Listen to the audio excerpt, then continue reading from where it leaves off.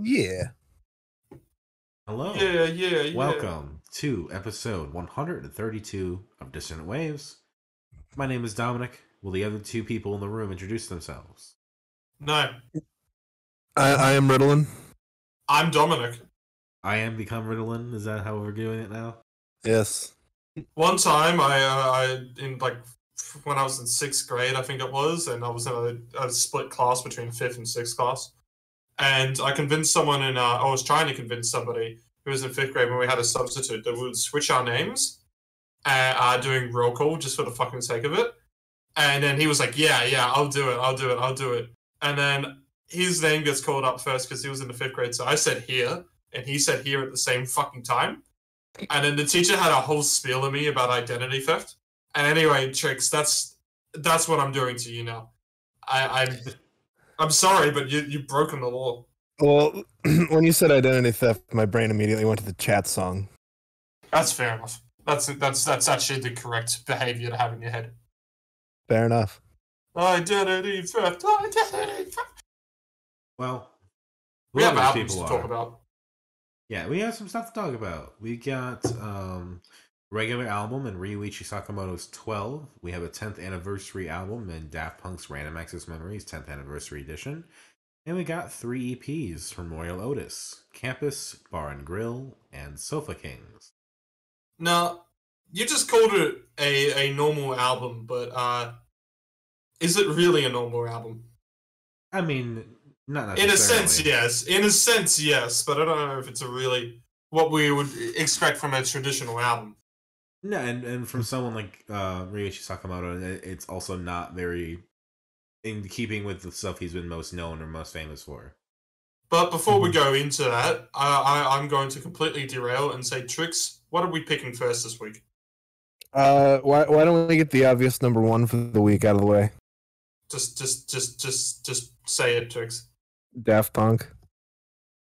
I mean, you remember how? Hold on. Yeah. You remember how you had a hot take last week, Trix?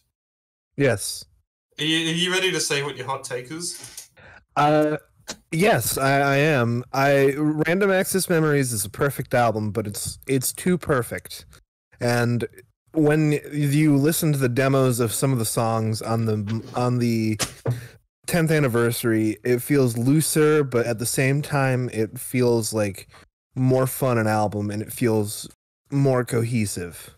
Now, Dominic, before you say your take, I'm just going to put out on my reply to Trix here. And Trix, I want you to know that the words that I'm saying do not come out of a place of hatred for you or anything like that, and I do respect you as a co-host. I mean no harm for this into anything other than causing harm to your take here, and I just want to get that out of the way first and make sure that's clear. Now that I've got that clear, Trix, you're a pretentious dickhead. Fair enough. I mean, there you go. That's my rebuttal. I can understand the claim that it's overproduced in the sense of, looking into the history and production. There are stories where people are like, yeah, this microphone was used by Frank Sinatra and it's more expensive than any car I've ever owned. Yeah. Or like how there's a story of how Warner Brothers produced new specific like special effects and like like audio effects to get stuff like the crowd in Giorgio by Moroder to be perfect. Mm-hmm. So like if you're contracting WB to do that, there's a lot of privilege and access you have there. Yeah. And you guys know the story about Giorgio by Moroder too, by Moroder too, right? Where they just recorded him talking about his life and then kind of did what they wanted to do with it. They on top of that, they used 5 different microphones from 5 different eras of recording. Yes. And they're like, well, no one's really going to notice, but they will notice. Yeah. The more that you know about this album and the more of the context of Daft Punk and everything like this, it's very obvious that once they had created this was always going to be their last album. Yeah, it bums me out when you say that, but yeah. Yeah, this is an album that is not... It's the weird thing about it, because when everybody first listened to this, they thought this is an incredibly different sounding Daft Punk album. Yes. But now that we have 10 years of thought into all of this, this is not a Daft Punk album. It's made by Daft Punk, but it's not a Daft Punk album. It is Daft Punk celebrating everything that made Daft Punk and basically using that as a sign-off to their careers. That's what they've done here. And it's when it comes into that whole overproduced or everything like that, they wanted this to be going out with a bang. Of course, they were going to make this as clean as they possibly could or as overproduced as they could. It doesn't even sound overproduced. It just sounds... No. It sounds like the songs from the 80s and the 70s and all that stuff that inspired them with the production of the early 10s. Yeah, it sounds like they went as far as they could possibly go, pushing every aspect of every song to the limit that they could get. Like, every sound feels curated specifically for what they wanted. Indeed. Like, you talk about the song Touch on here, which is Paul Williams on the vocals there. That's not a song that they made because they want to make a commercial Daft Punk song. That's a song that they made because they wanted to work with Paul Williams. Right, and because, we've covered Phantom of the Paradise, and that's a specific inspiration point for them. Like, so they just got the guy who was, like, an important part of that movie, and who has been in other musicals, like the Muppets movies and all that stuff, and brought him into the 2010s, basically. Yeah. Like, honestly, I would say the only artist on here who doesn't seem to be a whole, like, important period of time or anything covered, and excuse me if I'm probably a bit ignorant about it, is Todd Edwards. Well, Todd Edwards was on Face to Face. Yeah, he was. Yeah, that's about it. That's it. But when you talk Face to Face, wasn't a incredibly popular song compared to everything else that was on. Have you seen the sample breakdown for Face to Face? Yeah, no. Face to Face, I fucking love as a song. We're not talking about it as the actual critical part of it. We're talking about the commercial compared to everything off. I already forgot Discovery or whatever. So I already forgot the words on here. Whilst all the other ones have been kind of big artists of the time period, like Julian Casablancas with the Strokes, bringing them out and bringing garage rock, or Panda Bear from Animal Collective, which had a huge Animal Collective's. I already forgot what the fucking Mariupper Post Pavilion is considered one of the big albums that changed how indie sounded in the late noughties. And then Pharrell Williams is one who, put aside the kind of recent popularity they would have had with, unfortunately, Blurred Lines was one of them, and Happy wasn't a really interesting song either, but at the time, that would have been... 10 years ago, too, man. You mean recent, but all three of those songs hit, like, the same year. Yeah. No, I'm saying recent for that for Random Access Memories. Okay, yeah. Like, this was Pharrell Williams having the best year of his life. Yeah. Oh, yeah. But then also Pharrell Williams broke out with NERD. Oh, well, NERD, the Neptunes. Yeah. He's had a long and varied career, but it was, like, the amount of global success to have, like, Happy, Blurred Lines, as controversial as that song is, and Get Lucky all drop. Like, that's insane. And Lose Yourself to Dance as well was quite popular. Yeah. The better of the two Pharrell songs on this album. So when you put into all that context, and obviously with Todd Edwards in context as well with Face to Face, which is going back to Discovery era, this is not Daft Punk trying to, and a lot of people mentioned that it sounded like the disco from the 80s and this. It's because Daft Punk were basically making what this album is called. They were Random Access Memories. They were making a fucking time capsule of music and then ending their career. When it comes into the whole overproduced argument that you're putting into here, of course it was going to be overproduced. Yeah. And I don't even think it sounds overproduced. I think it sounds fine. I think this is not as good as Discovery. Don't get me wrong. It's a perfectly overproduced album. I'm not like complaining, or I'm not endorsing necessarily your point, but I do agree that it's like, wow, the fucking contract WB to do some shit for them like that is like wild. But I think this is their best album. I think this is better than Discovery. I disagree, but it's not like I disagree by much. It's definitely Discovery and then this for me. So like Discovery for me is not a perfect 10 front to back. It's 50-50. It changes every other day of the week. I'm going to be honest for me. this, like, especially coming back to it now, like this album has like such weird significance for me, and it's just like listening to it just now. It like every song hits. Every song is there. The only song I might be like maybe is not a 10 out of 10 is Doing It Right, and that's like a 9.9, 9.8 out of 10. Doing it right. Everybody will be dancing and be doing it right. Everybody will be dancing and be doing Also, it I right. wanna mention that I think having Horizon there and the Horizon Overture, that is a better ending than Contact. Yes. Yeah, no, I would agree. Full agree. Like Contact is part of the story, and then like that's what happens next theoretically. Mm-hmm.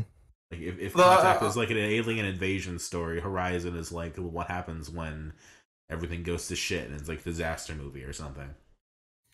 The one thing I remember hearing about this album as well, especially since it's been the 10th anniversary and everybody's doing the kind of look backs on this album as well, is that a lot of people were saying that this album, it didn't really age well or anything like that. Not in the sense of things have gone controversial, but it's kind of been like everybody was just hyped because it was Daft Punk again. And I think I'd really just be repeating a lot of my takes on this as well. But I don't think this is an album that was really meant to age well, because I think it was intentionally sounding aged when it came out in its sound, because that was the whole fucking point. Mm-hmm. But I mean, so I see a lot of people just going on about how this, like, because obviously this is a huge fucking album in 2013. Surprisingly, Daft Punk didn't actually get #1 with any of the songs because Pharrell Williams fucking stole it with his own work. yes. But Get Lucky still got to #2 in the US, which was the highest charting Daft Punk song until their collaborations with The Weeknd. But I mean, the album also hit #1, and like Daft Punk is known and popular, but Daft Punk never had this level of success in the US at least. Yeah. So I mean, it was never a guarantee. I don't think that the new Daft Punk album's gonna kill it, right? They were never necessarily gonna win Grammy of the Year or whatever. Like, I feel like we have to cue the Lemmy tweet. Like, yeah, I mean, like the idea that Yoko Ono was up there presenting the Grammy to Paul Williams, who gets to speak for the Robots, like that's one of those things where it's like, oh yeah, Taylor Swift is getting nominated, all these other people are nominated, yet it's them, the people who actually I think deserve it, getting it for once. Mm-hmm. And look, I'll personally say I think there's albums from 2013 that I still prefer to Random Access Memories, and I still think the Grammys is an absolute fucking joke. Oh sure, But if there was any other album that won instead of Random Access Memories, it would have been a tragedy. Yeah. Just for the sake of Daft Punk and whole. I mean, it's just one of those. I mean, what else could have possibly have won in 2013? I think the Grammys were still sleeping on Lorde for a bit there. I mean, yeah, the other big one I remember is just Red, Taylor Swift's Red. Mm-hmm. Yeah, I say this with no disrespect to the Swiftie fan base, because I'll do that in another episode when Trix brings her up again. Yeah, I'm a Swift fan here. If Red had beat Random Access Memories, Riot, that it would have been as bad as the time the Heist beat Good Kid, Mad City. Yeah, which I think was also the same year. Yeah, it was. But yeah, the Grammys really are a fucking joke. But this is news to you? No, it's not news. But no, this is like as someone who my 10th high school reunion has not gotten off the ground at all, and this I graduated 10 years ago from high school, and that's fucking weird to say. This is as much of a high school reunion as I'll ever need. This album came out when I was a freshman in high school. This is I'm trying to think what came out of my graduating year. Yeah, I'll probably just listen to Tame Impala Currents again. That's fair. I can listen to Petite League's Rips One Into the Night.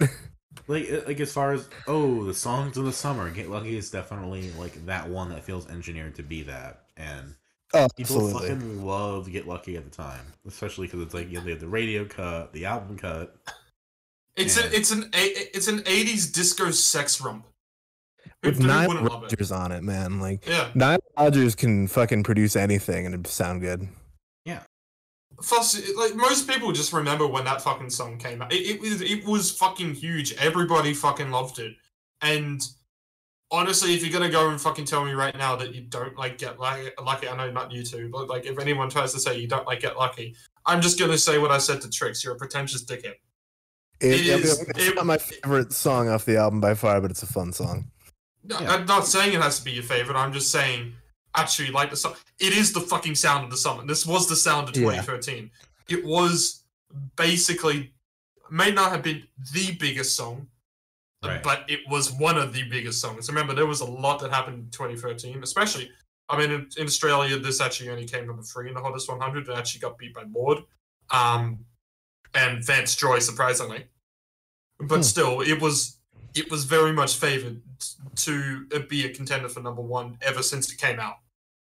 Yeah. Because everybody liked it when it first came out. I didn't hear a lot of people who just wouldn't stop singing.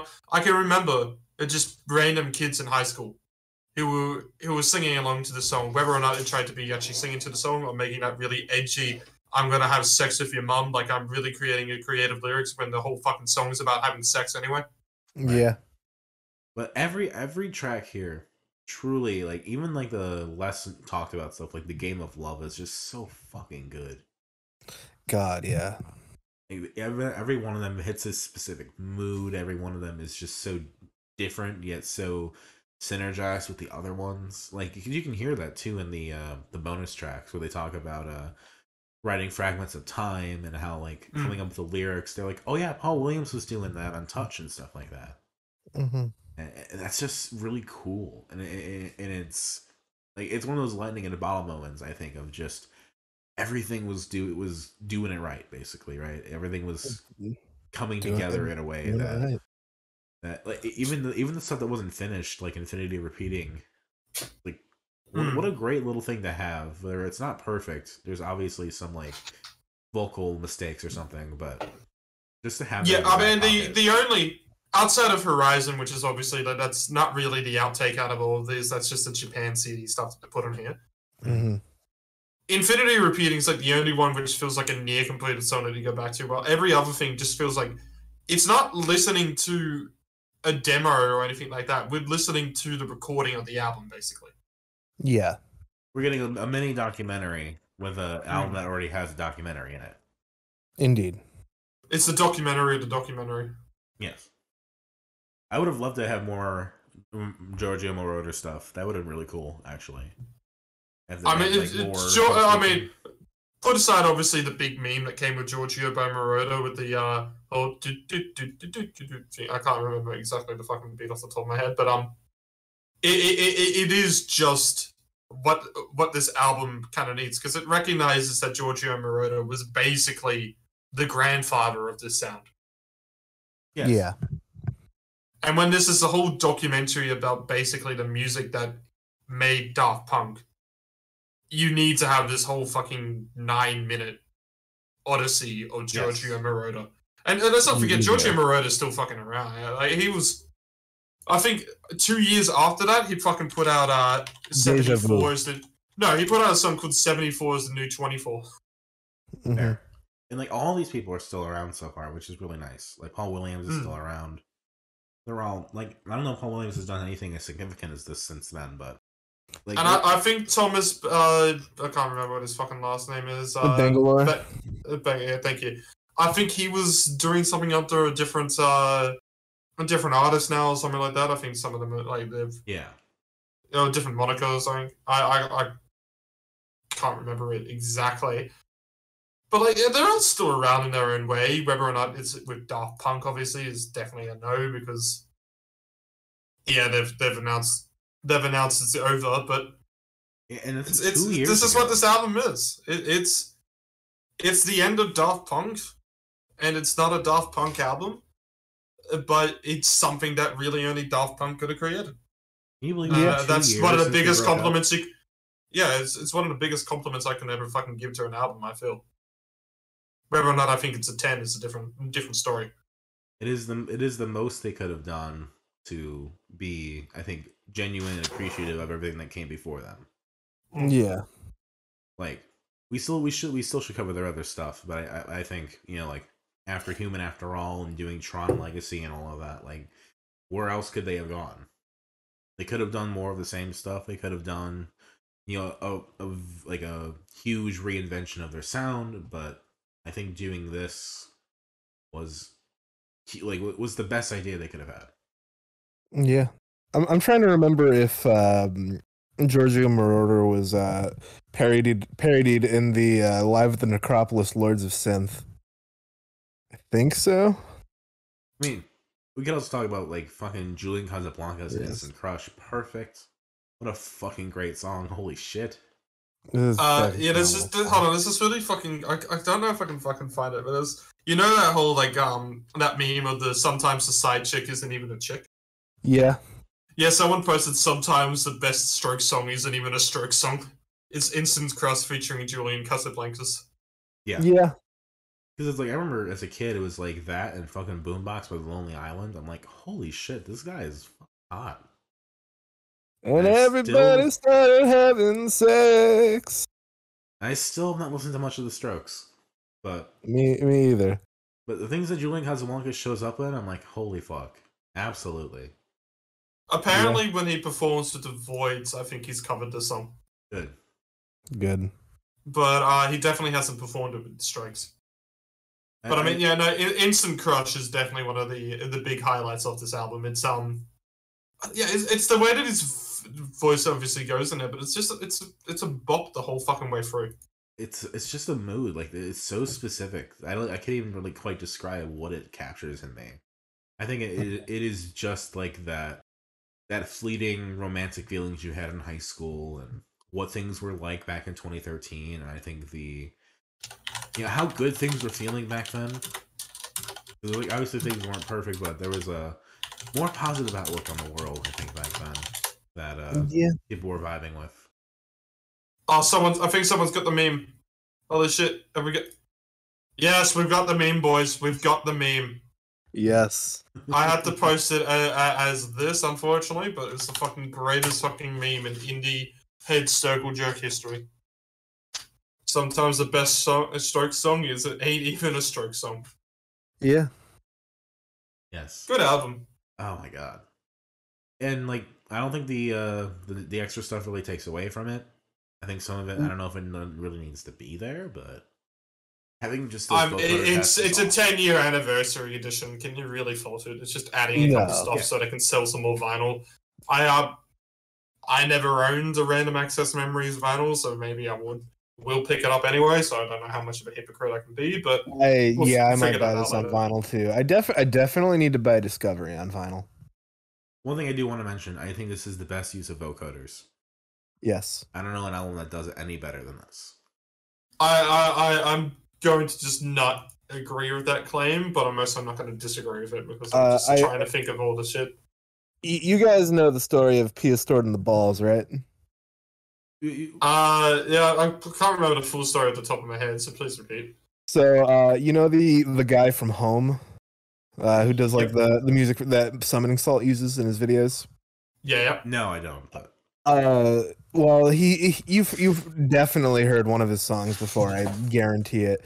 But it's all over the internet, like very like nostalgic sounding stuff. And he was going through like vocoder after vocoder trying to find the synth to that Daft Punk used for vocoding.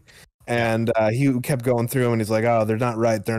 And he had this kind of like demo recorded on the side, and until he found the right one, and he was just so excited he couldn't think about what to actually have the song be about so he asked his roommate, and that's where Pia stored in the balls comes from. And so they definitely are like with deep vintage like Russian synths for their vocoders. So it's fascinating. Yeah, that is interesting. Yeah. Hey mate, I finally found a vocoder. What do I sing? P is stored in the balls. B is stored in the balls, in the balls. P is stored in the balls. Greatest song of all time. Yes. I also got to just give some love to the lesser cover tracks like Within, Beyond, and Motherboard. Like those don't get a yeah. lot of attention, but they are fucking phenomenal. I would like to again reiterate that "Lose Yourself to Dance" is the better Pharrell song off this album. He really goes for those falsettos. He really, really does. Yeah. Yeah, I've always argued if I like "Lose Yourself to Dance" or "Get Lucky" more. And one thing I'm very curious about. I like them both like kids, to be honest. I know that we both know the favorite is "Lose Yourself." From everything I've seen, I know that Daft Punk tends to be very specific in what they want, and for some of their other collaborators, they seem to really wait and like only press record or do whatever if they were actually confident in what was going on. Like I know, like I was reading that like Panda Bear, all the shit that he wanted to do, they didn't like basically, and then doing it right kind of just came spontaneously. Mm-hmm. I'm wondering how much they actually directed Paul Williams in Touch. Or they just kind of let him do it, and then like we'll work with it, we'll figure it out. Good question. It's like how do you direct like one of your heroes like that? Are you gonna like force him to go and go and go until you have it perfect, or just like you let him contribute and then you do the lion's share of the work, making it what it needs to be? Because that's an important part of directing. Like you can be really specific and like demand, but sometimes it's just taking what you're given and figuring out a way to do something with it. Like Giorgio by Moroder. Yeah. Yeah, fucking great album. Phenomenal album. Favorites: Instant Crush, Lose Yourself to Dance, Get Lucky, Giorgio by Moroder. The intro, Give Life Back to Music, with its like big anthemic start, and then just the vocoders obviously working all the way through it. In the deluxe edition as well, the favorites are probably Infinity Repeating. Least favorite in the main album, it's probably Contact, just because I had to pick one. And yeah, you're right. Contact would be better if it was Horizon. Least favorite in the deluxe edition, probably the writing of Fragments of Time, just because I feel like there's a lot of like just nothing that happens for a while in there, but it's not like I hate it. All right, favorites. Fair enough. Favorites. Give Life Back to Music, The Game of Love, Giorgio by Moroder, Within, Instant Crush, Lose Yourself to Dance, Touch, Get Lucky, Beyond, Motherboard, Fragments of Time, Doing It Right, Contact, Horizon Overture, Horizon, GLBTM Studio Outtakes, Infinity Repeating 2013 Demo, GL Early Take, Prime 2012 Unfinished, LYTD Vocoder Tests, The Writing of Fragments of Time, and Touch 2021 Epilogue. You're the first person to make that joke. I know. I'll agree with it. No least favorites. Trix just agrees with you. Easy. Fully like I said, if I had to pick one, Doing It Right, but I don't really care. Like I said, it's a 9.9 compared to a 10. Mm-hmm. On average, that's still a 9.9999999. Yeah. Just stop being a coward and give it a 10. It is a 10. Absolutely. There we go. Problem solved. Trix, what's our next record? I also will say, since you picked the 10th anniversary edition, we still technically have to cover the album vanilla version. So I might bring that back. That seems pointless, but until then, Trix, what's our next record? Royal Otis. Oysters in my pocket. We'll save it for lunch. Not that we are shellfish, we're just having a munch. Oh, that's miles away. So Sydney's surf pop duo / live band, whatever. I think they're just a duo in the studio theoretically. Royel Otis put out their third EP this year.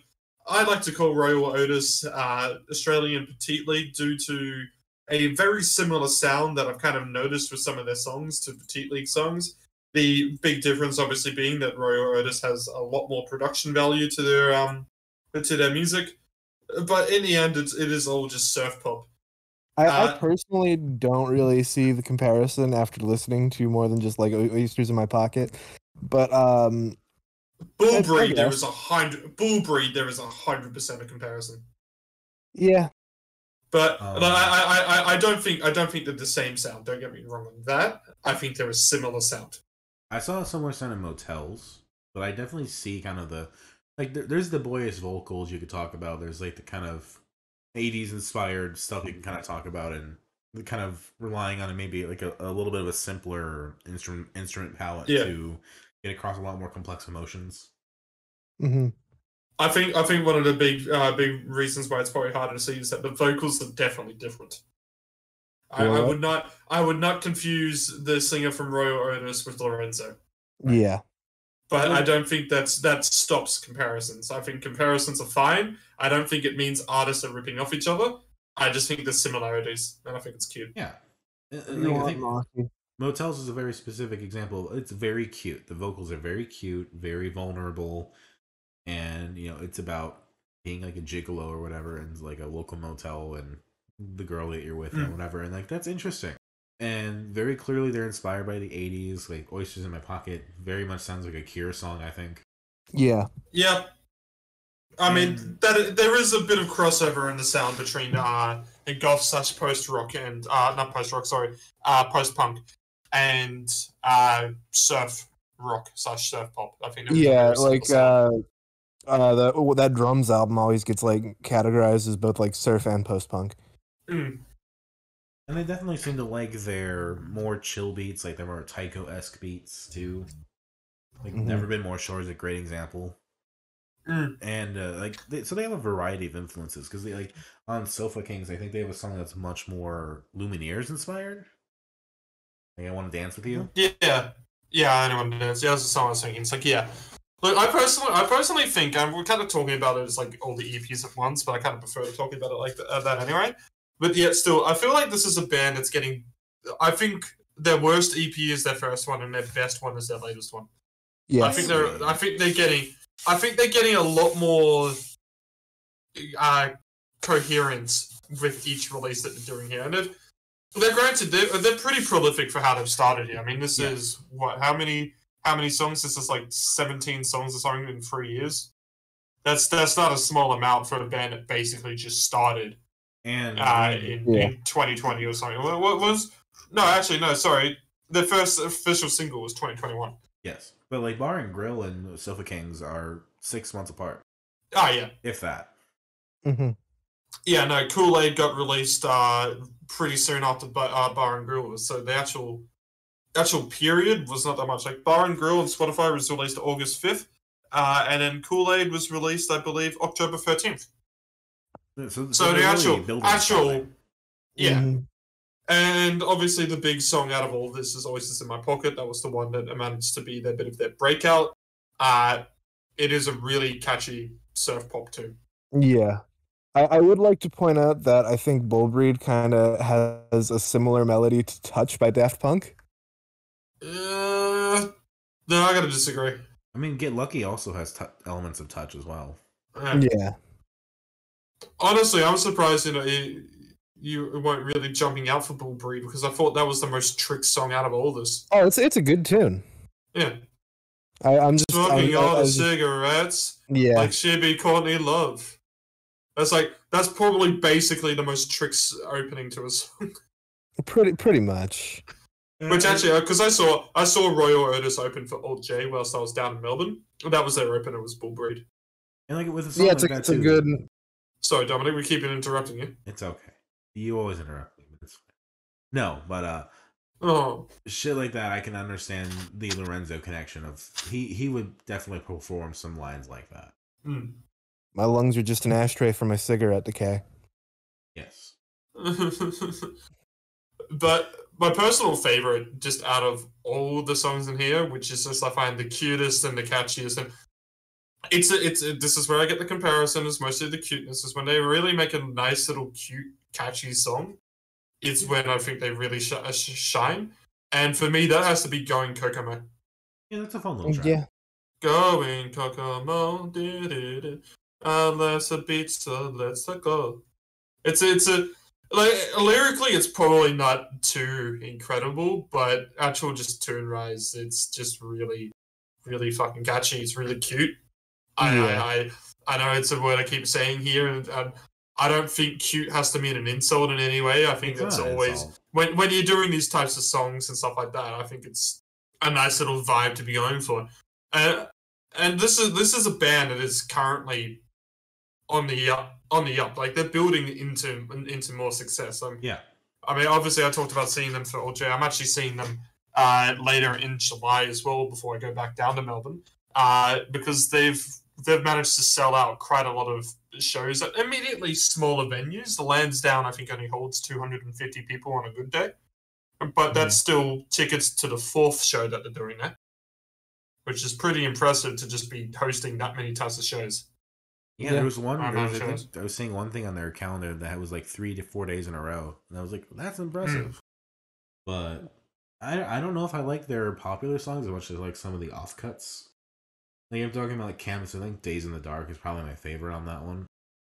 But like, yeah, I mean, I look, I'm into being a bit of a basic bitch and preferring a lot of the more popular songs anyway. Not because they're popular. I just think my taste just aligns with that. With that being said, I think one of the more better, deeper cuts on here is Razor Teeth.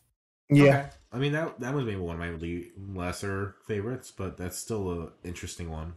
Well, I think it stands out in the right way because they do have a danger as well when they're pushing out quite a lot of here, is that they could end up accidentally creating the same song every fucking time. Yes.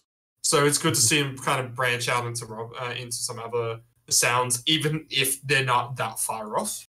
It's better to be branching into something else than it would be to be staying on the same fucking leaf. Yeah. I wish that Lorenzo was still doing that $10 for covers project. I would 100% have him do Razor Teeth. Fuck, I'll send him $20 to do Razor Teeth. Sure. Honestly, I forgot to send him any money to do any covers. I fucked up on that. Yeah, I did too. I got my Vinegar Kids cover, so I'm happy. Hell yeah! Incredible. All right, so you actually finally got around to it. Yeah, I think I posted it in the chat or something. Can't remember.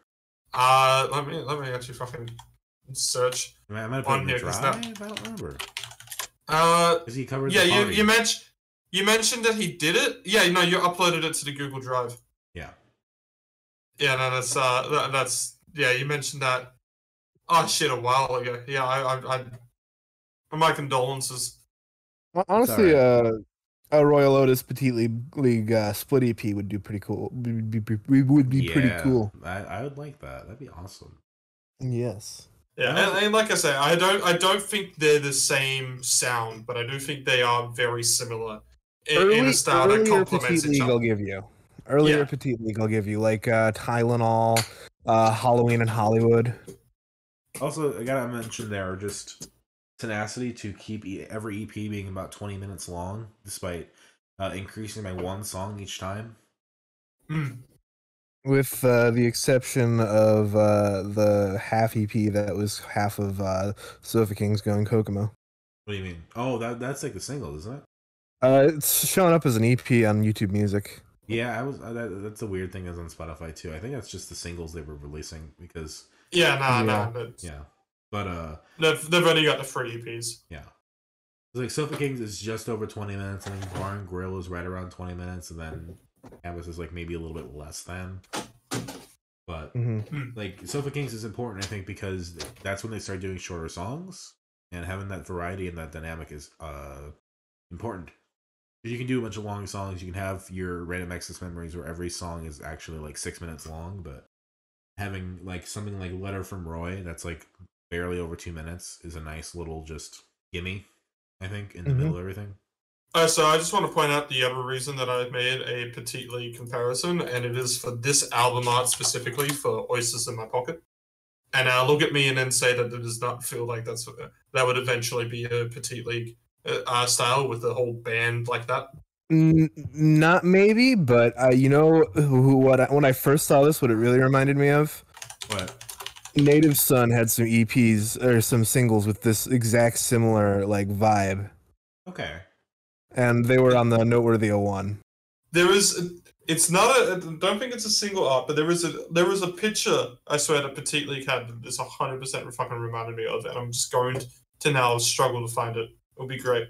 Yeah, I think I can see the kind of a spiritual connection where it would be something like that. Yeah, I see it. I'd like to give a shout out to their description on YouTube Music being a fucking Law and Order reference. Yes, that's on Spotify as well.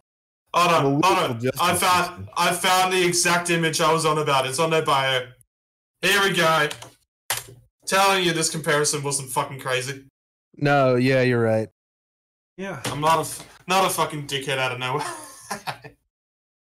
But I'm not saying this in any dickheadish way. I'm just saying the kind of notices that I've had about it. Yeah. Yeah. And there's only 2 of them, and 4 of the touring band in Batute League. Yeah.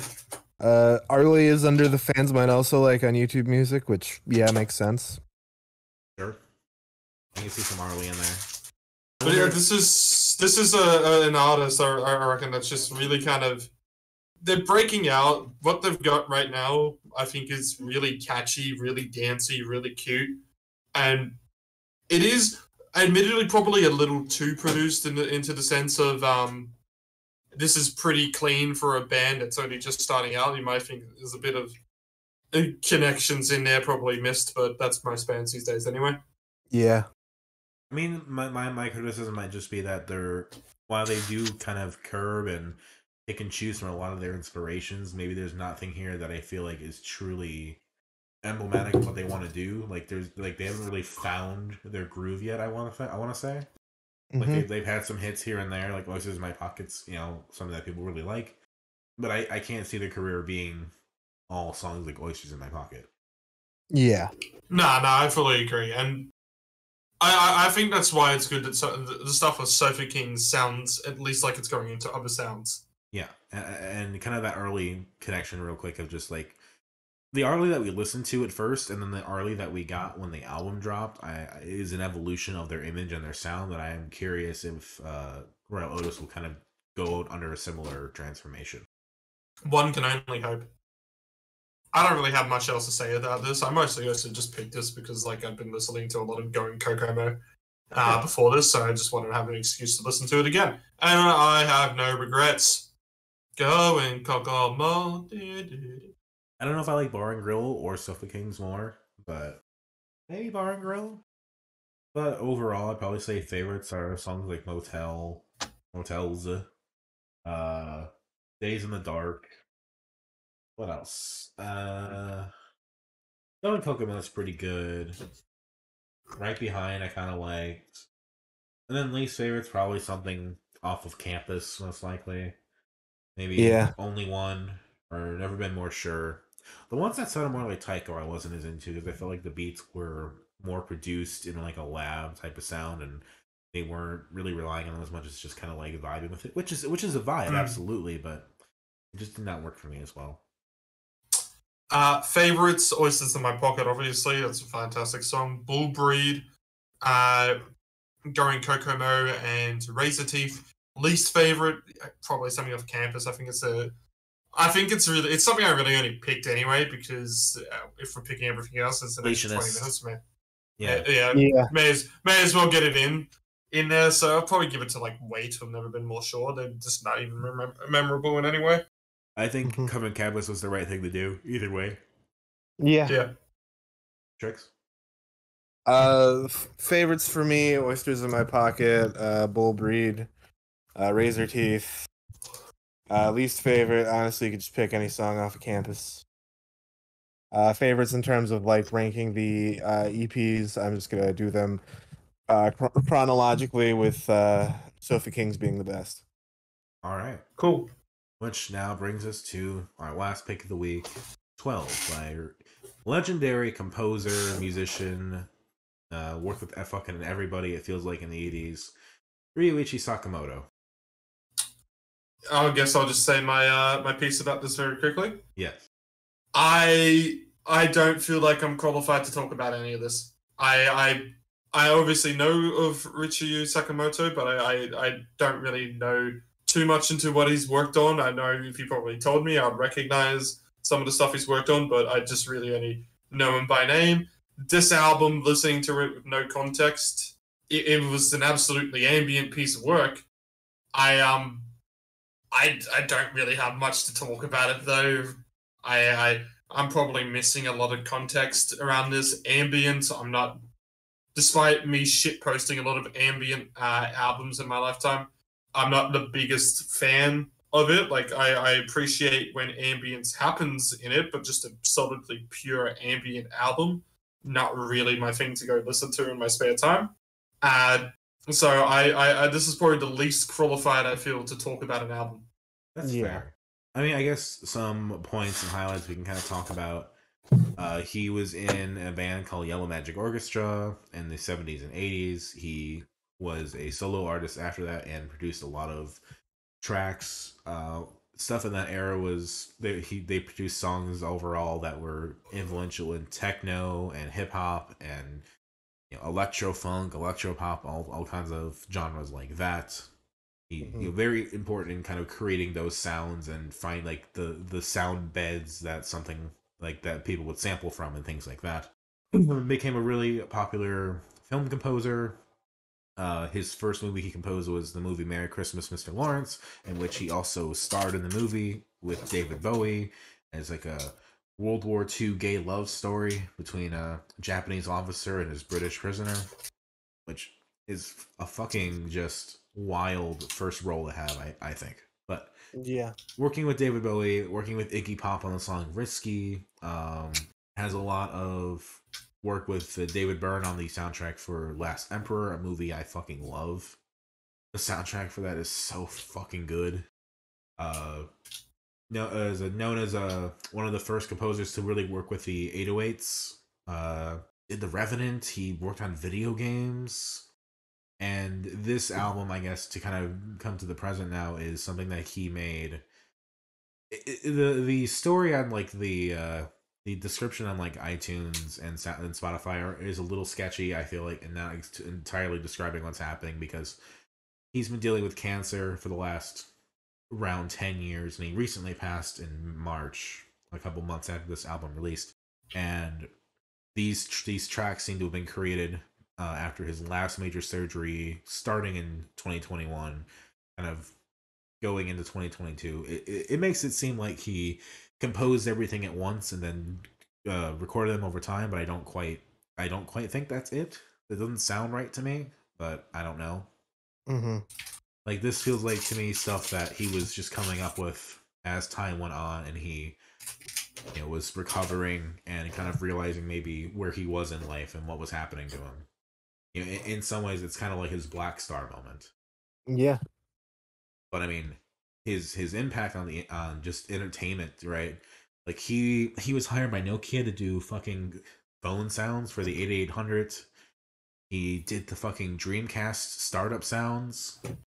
Like he's really done shit. And he's really been around. Like one of the last singles that was released in his life was a Thundercat cover of one of his songs, Thousand Knives. Mm-hmm. So there's just a ton of life and achievement and work that I've really come to appreciate. And having someone like this, embrace electronic really early on and have like just albums that are just like MIDI versions of like his songs and just kind of experiments in like the MIDI format, and getting to this point where this is so far removed from like a film composer-esque score. Like there are some moments that maybe feel like they're still in that, but being so ambient and so piano focused and just kind of, I think, using that to just reconcile with his life and, I don't know, capture maybe what he was feeling or going through is interesting to me. Like there's definitely a shift halfway through the album where the first 6-7 tracks are very ambient, as we talked about. They run for a long time. Some of them are like 5 minutes, some of them go into like 8 or 9 minutes.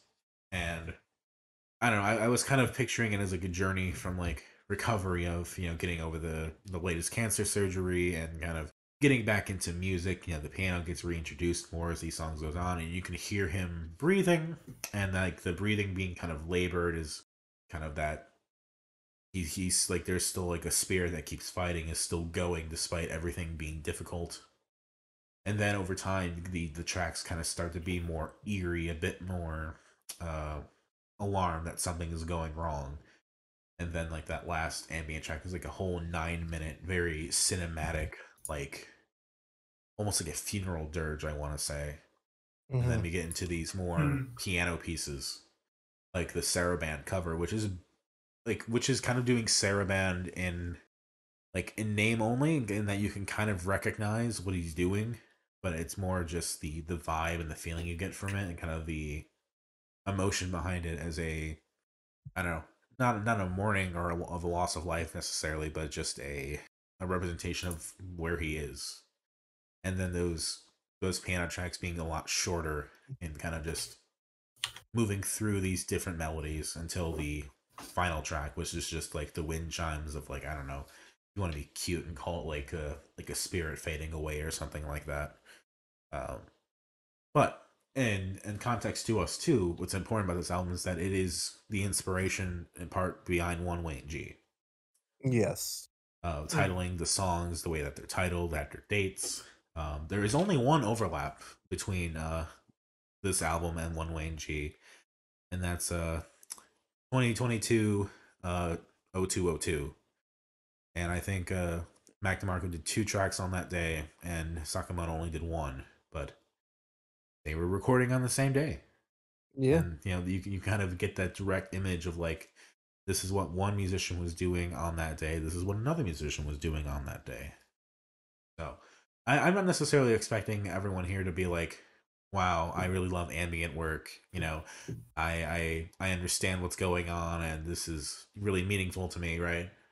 Mhm. We never really cover much ambient stuff, and it's kind of hard to get into, and I completely understand that. It's one of those things for me where it's not that it's so much hard to get into, because obviously I've talked about, and how you explained it's actually been really. Just want to give you the nod that was a top notch explanation. Obviously, I've talked about one of my favorite things in music is contrast, and with that, you can get a lot of contrast in simplicity when you're doing very things one step at a time, and it's a lot easier to notice when changes happen. You could talk about in other albums which have done it, which there've been some highly praised albums that do this that I actually, whilst I respect them, I'm not a big fan of them, admittedly. One of the big ones was the Floating Points in Pharoah Sanders' album. Yes. That one was a big one where they would basically every movement would be, it was the same song, but it would have these little movements that would happen in each one of them. One of the obvious big ones that were done about it, which is probably the other big ambient one that we've done, even though it's not ambient in the same way this is obviously The Caretaker. Yeah. Yeah. In which that one kind of more slowly kind of divulges into a very compressed kind of static sound. Yeah. And this is a culmination in kind of us covering stuff like The Caretaker and One Wayne G, but also us covering like a lot of albums that are associated with death, like Black Star or A Crow Looked at Me and things like that. Yeah. Yeah. Excuse me. This album reminds me a lot of a weird Deadmau5 project that was like released on YouTube but never officially released, at least to my knowledge, and that's Seven. Okay. Let me pull it up. It's like a 20-minute 7-piece piano track based on the 7 deadly sins, and it's I feel like it covers a similar spread. Let me find it. While you're doing that, I do partially want to one day cover The Last Emperor as a movie, just because of the fact that David Byrne and Sakamoto and Kong Su worked together and got a lot of attention and a lot of praise for and a soundtrack at a time when it's like one of those things where it's like everyone was paying attention and like the soundtrack that should have gotten the attention actually got it, like kind of like a Random Access Memories moment. Mm-hmm. Where it could have been very easy to be like, yes, that's awesome. I'm glad that these people came together. What a great track. Anyway, here's something else. But no, they really paid attention to the movie in general. And the movie like got nominated for 9 Oscars, I think, and won all of them. In one of those rare moments of just like, this is the movie everyone was talking about. This is the movie that won all the awards. Mm-hmm. Fair enough. Well, I guess that will be something we'll talk about more in depth one day then. Yeah. But like, this is no longer a music chat. This is a movie chat. But I mean, I just want to mention like we're listening for that for like the movie score as it is a yeah. I know. It's not like a movie like we've really covered before. It's like a really in-depth historical epic, right? Great. So remember, we both watched All About Lily Shoo Shoo right after we first listened to Paranormal, and that had no relation soundtrack-wise other than it just inspired Paranor. Yeah. Sure. But I still think that was an important part of doing that. Absolutely. Like that watching that and getting the context of what that was about and how that influenced that album was very important, I think. But did you find it? Yeah, I posted it in chat. Interesting art. It's this whole like real slow dirge. Some of the songs were kind of repurposed into his more traditional sound off of his 2014 album, which I forget the name of. But it's just a very slow kind of dirge of just it's hard to explain. Yeah. I think we should probably cover Yellow Magic Orchestra at some point. We should probably cover maybe some of other Sakamoto albums here and there eventually. I think we've talked about Japanese music and kind of stuff like city pop here and there, and I think there's a lot to talk about in terms of influence and kind of seeing where those things line up. That since we do go historical, sometimes can be important and interesting to us. Like there's an album called B2 Unit that reminds me of like B-52s, but not. B-52s and Regurgitator, baby. Yeah, exactly. Greatest collab album of all time. But it's like an important album in terms of like where Aphex Twin came from and Africa Bambaato. So, yeah. So from what I'm getting from most of this is that I think this is one of those ones that is kind of obviously you've had a lot to say about it, so just disregard your opinions on it. But it's kind of me and Trix kind of being introduced to an artist. Obviously, this isn't the introduction. We've obviously heard some of his work and stuff like that, especially if it's a Dreamcast, even if we know it or not. Yeah. But it's a case of, I feel like this would make a lot more sense if we had listened to like Yellow Magic Orchestra and stuff like that. And that's just, we're kind of going reverse into this person's discography now. And like part of that's definitely because he passed. And it was like, I was kind of thinking about doing this, and this had been on my short list, but it was like, oh, now it's more important to do this and like at least give him the space to acknowledge him and talk about his music a little bit. Yeah, that's fair. That's entirely fair. Yeah. And like, especially once I saw that Mike DeMarco interview, I'm like, oh shit, okay, now it's directly related to something we just covered. Yeah. But yeah, I really like. It's not my favorite album or anything, but it's one I do like, and I really enjoy. That's fair. That's fair. And like, we don't really cover classical or ambient stuff, so I still dig that kind of stuff here and there. Yeah. I could not give you a favorite or a least favorite. I mean, to me, the favorite one is the Saraband cover. There's no real least favorites. No real favorites, no real least favorites. It is an album that exists. Yes. All right. Shall we do rankings then? Yeah, sure. I'm happy to start. I'm going to be a coward, and I'm just going to put Campus and Ryuichi Sakamoto at the same level there. Probably just mostly because I feel like I'll probably give Ryuichi Sakamoto higher when I actually understand it a bit more. Then I'm going to put Bar and Grill, and then I'm going to put Sofa Kings, and then I'm going to put Random Access Memories. I am going to completely agree with your rankings. Okay, for me, it goes Campus at the bottom. Then I think I'm going to give it to Bar and Grill as the best of the Royel Otis stuff, so Sofa Kings goes in the middle. Yeah, fair enough. Then I'll put Sakamoto on top of that, and then, of course, Random Access Memories is number one. There was no other option of it not being number one. Yeah. Give music back to life. Give life back to music. Yeah, it took me a while to realize that they were just saying the title. It sounds like they were saying live action music for me. One of those lyrics you just mishear over and over and over. Hold me closer, Tony Dancer. She's got electric boobs. And it's all your fault. I scream my balls off. That's always been my favorite Mondo Green. Lady Mondegreen. Lady Mondegreen.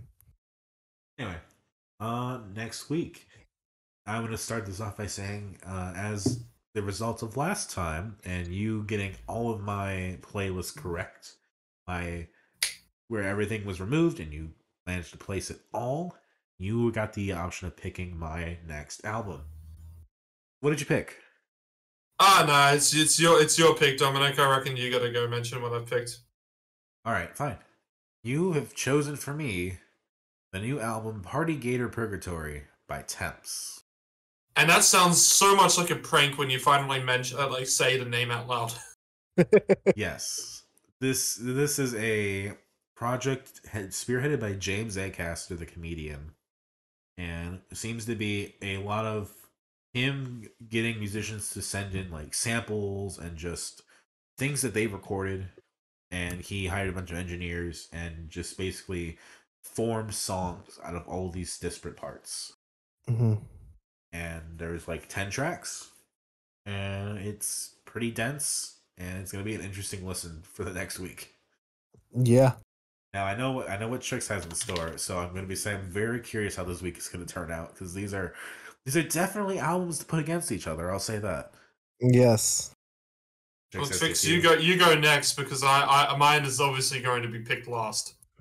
Yeah, I'm going to be doing an album by an artist called Buffalo Hunt, Ambitions of Ambiguity.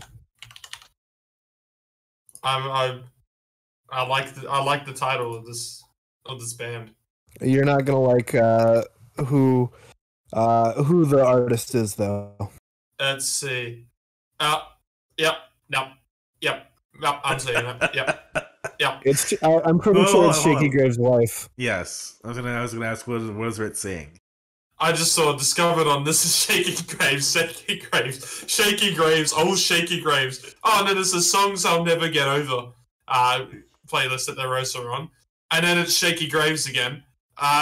Built to Rome. Yes, that's classics by Shaky. This is they're basically on every fucking Shaky Graves fucking playlist. That's funny. Yeah, and so he's credited her as his partner. So yeah, no, fair enough. All right, so it's time to announce what album I've picked, and guess what? I haven't picked an album. Yep, I haven't picked something to rank. This is only going to be 2 albums fighting each other because I managed to get the album that I wanted for Dominic, so Dominic has to go behind now, but that was to his own fault. So instead, whilst I got a free week basically, or a free pass, I've decided to do something a little bit more interesting, and by the time this episode's released, we'll still be in the voting for this, so... But if you listen, hopefully, and you need some votes for it, go ahead. But Triple J announced that they're doing the new Hottest 100 special edition, which they do one every couple of years. This is the first time, actually, they've done it in a July since, this area of time, since, 2013, if I recall, because I believe the Decade one happened in, March or something. I think it was just before COVID. But the new special edition is of Like a Versions, which, for those who don't know what Like a Version is the weekly segment that they have on their breakfast program where they invite an artist in to perform an original, and then after the news, they perform a cover. It is supposedly a live cover, but everybody kind of knows that it's not really live anymore, so they don't really focus too much on that. But I figured whilst there's a whole countdown for this, and there is a shitload of covers out there, I've created a little playlist to give Dominic and Trix some kind of entryway into the Like a Version sphere that spearheads from the very first year to 2022, which is the last year that they're allowing for the votes, since 2023 ones they are not allowing to be done in the countdown.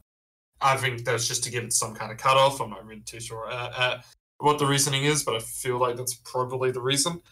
Anyways, I figured whilst we're here, here's what we're going to do. We're going to talk about Like a Version. We're going to talk about how it's changed and what artists have been doing on there from the 2004 to the latest one. How there's definitely been time periods that you can really talk about and what has been acceptable to cover back then that's not really acceptable to cover anymore, and stuff like that. But the also main goal out of all of this is that by the end of it, we should all have our unique top 10 that we're going to vote for. So yeah. I'm not going to be the only one voting this time around in the Hottest 100. Dominic and Trix both had to put in some votes, and it both has to be 10 songs. Okay. All right. I know Trix has already got one prepared that she's going to vote for. Yeah. Which I don't blame. I don't blame you. That one's probably going to be a high consideration for me as well. Sorry, Dominic, what were you saying? I'll say go a little bit into like what you've prepared for us versus maybe what your expectations are. Yeah. So I've prepared a full 100 song shortlist. I'm calling it a shortlist, but that shortlist definitely doesn't have the greatest Leica versions every time that you hear a Leica version in there. I think it's more of a collection of. Well, there are some really good and important ones in there. I think there are also some shockers in there. I think there's some just interesting what the fuck were they doing in there, Leica versions. But my also expectations is that you take a look at the full list that I have posted by artists and all that, and try and find some other Leica versions to give a listen to is there as well. It doesn't mean you have to vote for them. You vote for whatever the best 10 that you found in total are. If they've been on the shortlist, they've been on the shortlist, whatever. Mm-hmm. But by the end of the week, we should have enough Leica versions that we've all listened to that we can talk about in this kind of whole. Here is just bands covering other bands on radio. Yeah. Mm-hmm. This will either be one of the best experiments that we've done or an absolute failure. Either way, we'll find out next week. Until then, I've been Ritalin. You can catch me on our website, ritalin4kids@github.io. Even though there's no contact forum on that site, I'll never fix that. I also have a YouTube channel. That's in the description below. I've been Trix. You can catch me on Twitter if that site is still alive by the time that this episode comes out. I am like a cockroach. My username is procrastronaut with an underscore at the end of it. It's like procrastinating astronaut and then the underscore. Buy our merch. You can buy a clock with our logo on it. Check out our website, our YouTube channel, all that. I have been Dominic. You can catch me online at DACICHOCKI on Twitter. Dominic Chikoki is my YouTube channel. My short film beat is on there, I guess, if you want to see that. I'm sometimes on the Games My Mom Found podcast. In about an hour and a half as of this right now recording, where we're going to be recording our Kingdom Hearts 2 episode. So I'm going to try to get a nap in before that. Yeah. Fair enough. That'll do it for us. Have a good week of listening, y'all. Have a great one. You too, y'all.